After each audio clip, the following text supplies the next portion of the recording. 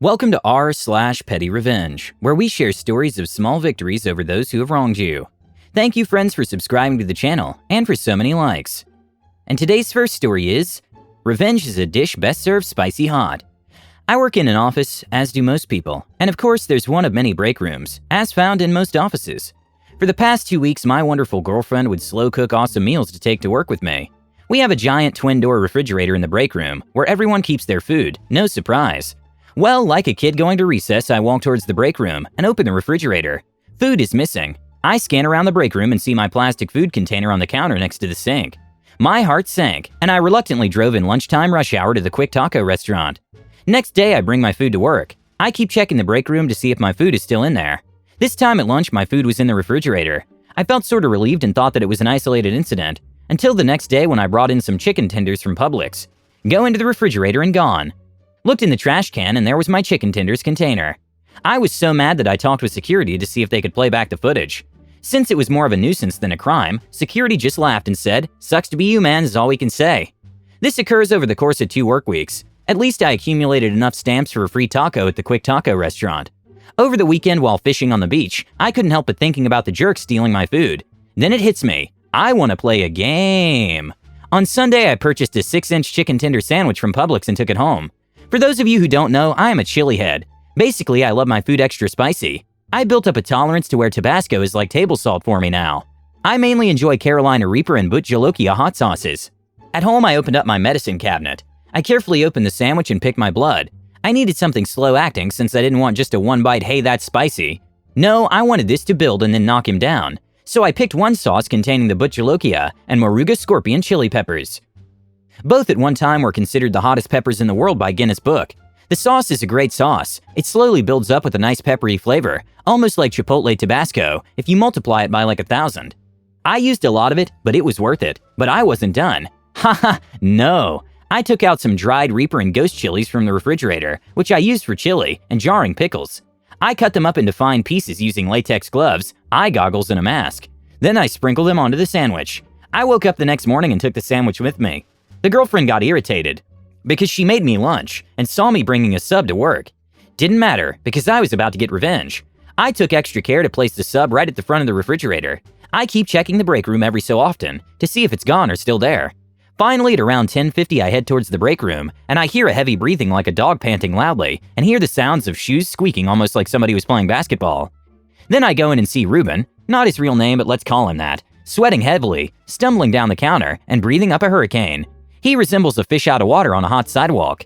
I point towards him and say, You're the MF stealing my D lunch." He looks up towards me and says, Water. I was more than happy to bring him water, because as any chili head will tell you, water only intensifies the burn. He gulps all the water down and then hangs his head over the sink with a stream of drool leaving his mouth. He looked like Uma Thurman in Pulp Fiction. Then the best thing happens. The chicken tender sandwich comes right up and lands on the break room floor. Someone comes into the break room and thinks he's choking, and then I say, No, he's not choking, he's drunk. At this point, he's literally at a loss for words. Then I go back to my desk, and he comes up to me in a sweat-stained shirt and starts cussing me out. Only thing I said was, "Yeah, maybe you shouldn't have kept stealing my lunch, then this wouldn't have happened." Then he tries to get me in trouble with my supervisor. He tells my supervisor that I tried to poison him. I explained the situation to my supervisor, who didn't necessarily agree with my actions, but I could tell that a piece of him thought that it was justified. I felt satisfied and relieved. I didn't even mind going to that quick taco restaurant to buy food. Later at home, I went to the beach, cracked open a cold one, and sipped a victory. The second story is, you want to access Facebook at work? Sorry, that's no longer possible. I work in a dusty old call center that uses terrible and outdated computers that are prone to breaking down when you look at them the wrong way. The full-time staff is comprised of computer-illiterate women, all of whom I suspect have a lower than average intelligence. The day the initial incident took place, I was the acting supervisor. One particular employee hates it when I supervise, as I'm a female in my early 20s while she's at least 50. Let's call this other person Shannon. Shannon was experiencing a low-level computer problem, in that her messages were not being sent out on time. I was able to resend the messages without issue, but couldn't solve the problem itself, because it was a problem with the computer, and there's no way in heck that I can fix that. I told her to come to me if she had the issue again, and I'd send the messages out on time. I moved on to the next issue, which was actually a problem that needed to be looked into right away. This made her super angry.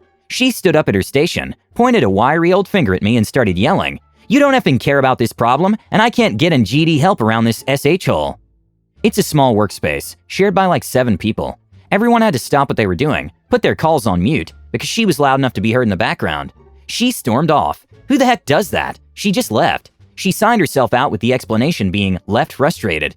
As that's not a reasonable excuse to leave work early at all, I had to send an email to the management team explaining the entire situation. She was given a warning for job abandonment, but that's not where it ends. When she was being given the warning, she told them she was refusing to listen, so she sat slumped forward in her chair and pretended to go to sleep. Management had to bring in our union rep, as she refused to speak with them. She was also written up for professionalism. At some point, she decided it was my fault, and when I came in for my next shift, she immediately came over to me. She stood about 2 inches from my face and told me that she'd be watching me for any misstep, and that I had to watch my back from now on because she knows where the security cameras can't see, which I understood as a vague threat of physical violence, but whatever. This all took place about a month ago. Since then, she's been nothing but sass and refuses to speak with me, even when I'm supervising. This past Friday, I had to go over a new policy with her and saw that she had Facebook open on her computer. Facebook is strictly banned at our workplace. She didn't even make an effort to hide it, just looked up at me with this smug expression, as if to say, "What are you gonna do about it?" Obviously, I told the manager, because I hate that bee with a frightening passion. He said that management probably won't be doing anything, as they've known about her Facebooking habits for a while now. Here's the revenge. About an hour ago, I went to the computer she exclusively uses when she's at work and enabled a content blocker for all websites that have not been rated. I enabled a password so she can't go around it. So not only has Facebook been blocked, but all the websites that she's been using to look for a new job are gone too. There was some effort involved, as we do use the internet for a few clients, and I had to find the pages of every single client we take calls for and enable their web pages to be allowed.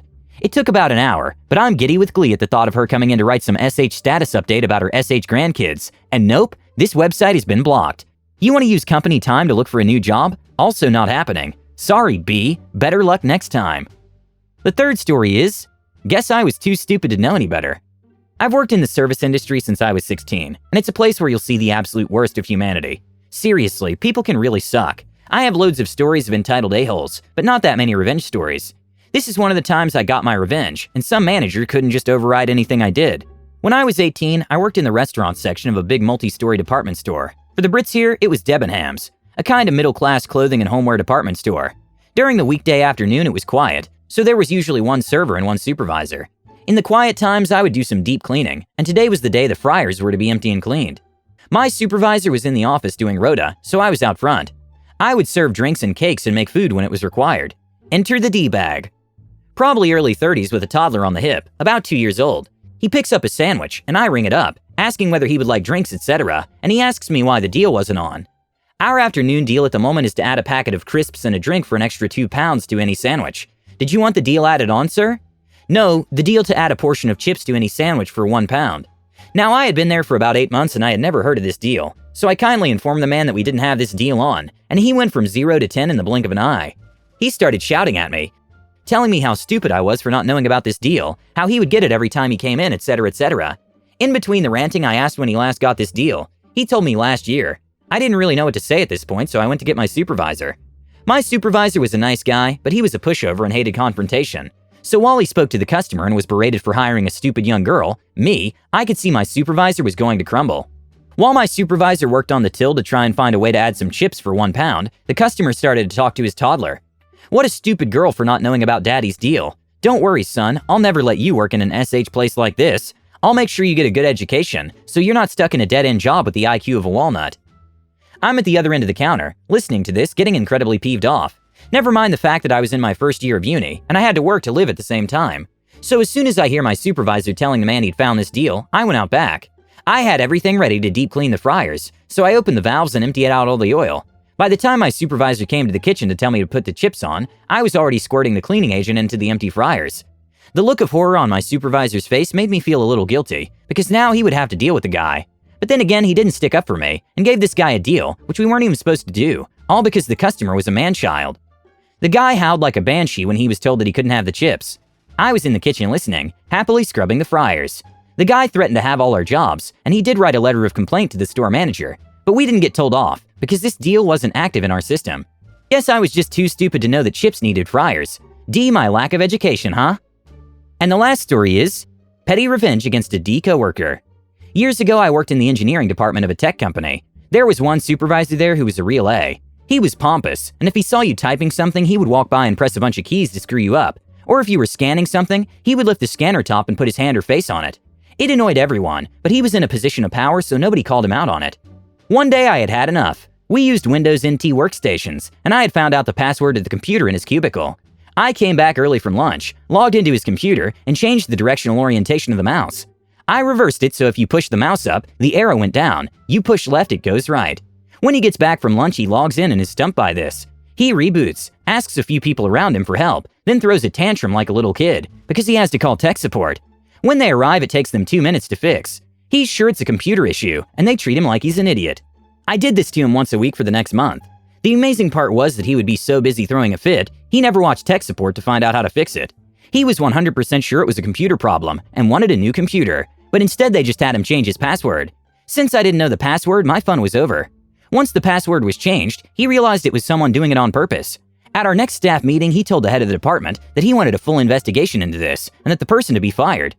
I was crapping myself until the department head said to him, "Rich, you walk around here proclaiming yourself the NT master, and you got owned by a simple mouse trick." I would be so embarrassed that I would just keep quiet and hope people forget about it. The entire room laughed at him, and I felt a wave of satisfaction wash over me. Thanks for watching. Have a good one.